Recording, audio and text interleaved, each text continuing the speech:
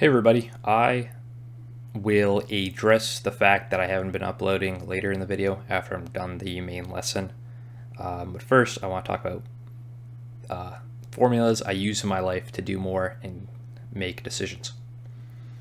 So before I go into those two formulas, I want to have a little bit of an explanation of why I think this works.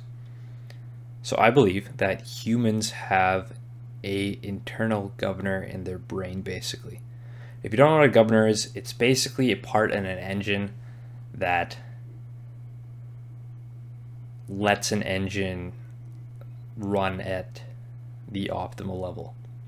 So if you take a lawnmower, for instance, and you have short grass, the engine's not going to be working that hard out. It's going to be working at a standard level. But then when you go over, let's say, tall grass or something, then the engine's going to kick up and the governor's going to kick in to work hard enough that it's still performing at the same level.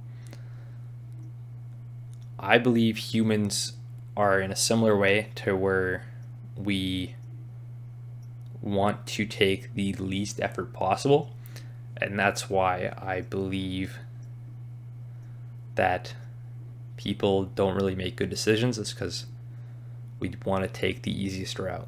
So by having things like habits, by having things like formulas, we can naturally increase our human governor to do more work or to get more things done.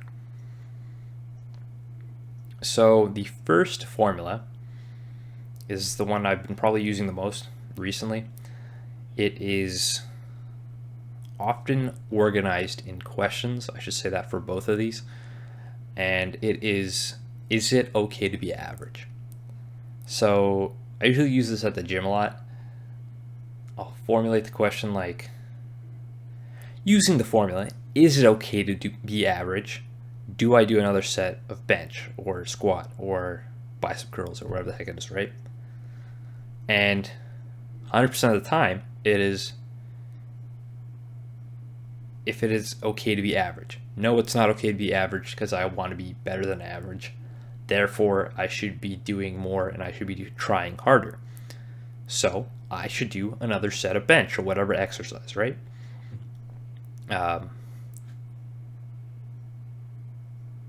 So yeah, that's what I use to kind of get myself to do more, is to ask those types of questions.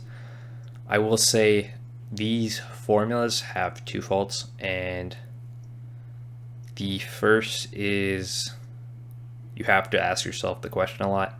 I find myself sometimes I don't ask the question enough, and then if you don't ask yourself the question enough or the formula, then it's pointless. But I could also say that about literally everything I do is, if I don't read enough, it's not good. If I don't ask myself about the formula, it's not good. If I don't exercise enough, it's not good, right?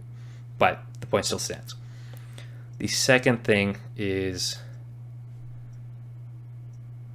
that you really have to stick to your own thought process and you really have to stick to your own word. So let's just say I've determined that it is not okay to be average and that I should be doing more and I should be trying harder.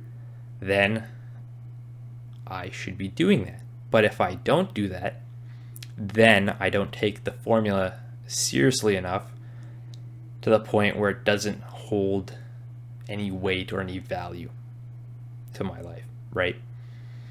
So the more you look at the formula and you ask yourself the question, and then you don't do what you're going to say you're going to do, it becomes harder to achieve more because you don't actually take the question seriously. And you're just going to think about it and then you're just going to skip and pass on it and then obviously take the easiest route out. Yeah, so the next formula, I used the next formula a lot when I was first starting self-improvement. I still use it now. The most recent example is with business, but the second formula basically is to define the next step. So often when I'm doing something, I'll be like, okay, the next step is this. Okay, the next step is that, right?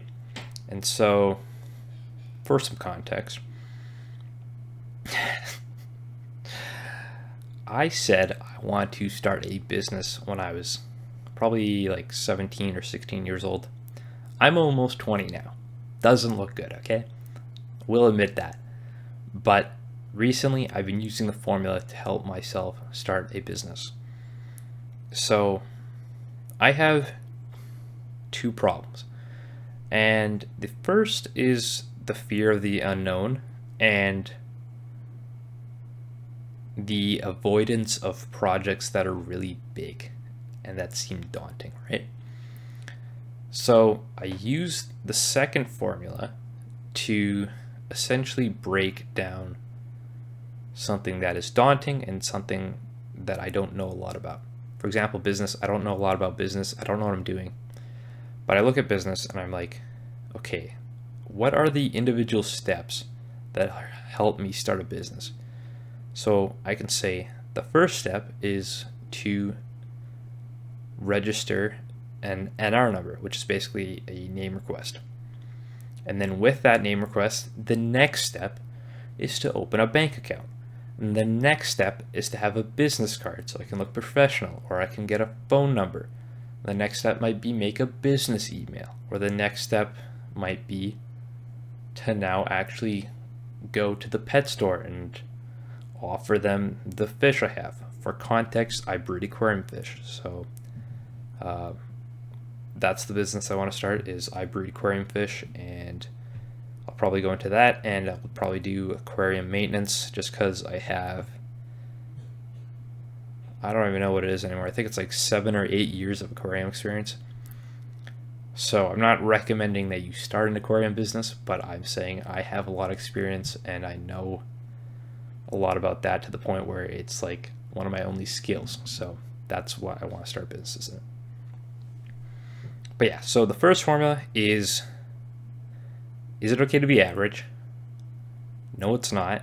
I should be doing more.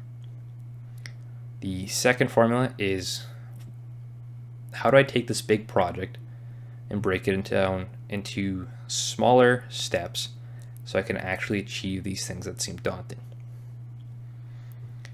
That is basically it for the formulas. I want to keep the video short because I kind of want to get back into the swing of things, and I initially wanted to make a longer video because I got a 128 gigabyte SD card, so I can finally actually record more than 30 minutes, but I don't have that much to say. So if you're done with the lesson, then you can click off the video. I can wish you to expect nothing and give you everything. But this latter part of the video is essentially to explain why I haven't been uploading. So I don't think I've uploaded for the last 8 months. And I made some claims in the past, like I want to make 100 videos before I quit, and that I think this is my purpose. I think making 100 videos would be a good thing. I don't think...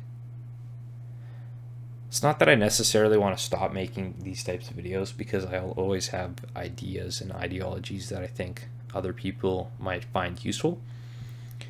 But the second part is, I don't think this is my purpose, or maybe it's a smaller part of my life. I don't think it'll be the overall purpose of my life. So initially back then I said that mainly because I was avoiding the business. As I mentioned, I said at 17 or 16 that I want to start a business, and I never started a business, so I was like, okay, I like self-improvement, maybe I should do that instead. So that's why I said that.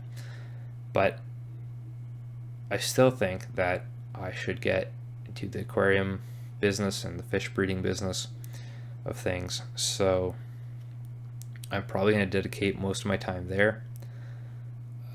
Another big part of this is that I've also been going to college. Yeah, so I've been going for the past 2 semesters. I've done my first year at college for business administration and accounting, and I might make a video later on that about what I've learned from there. But essentially the idea was, okay, because there's three routes to the college, and it's basically business administration, accounting, ethics, or general management. And so ethics, don't really need school for ethics.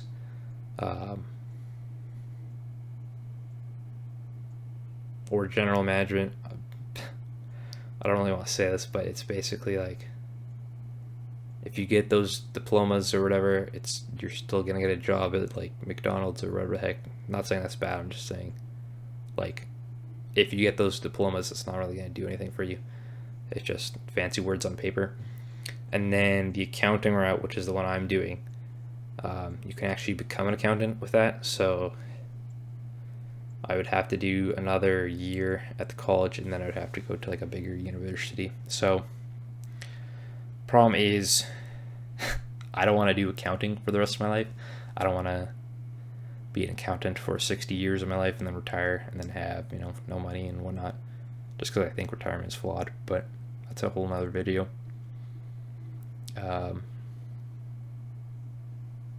It's mainly for the business thing. So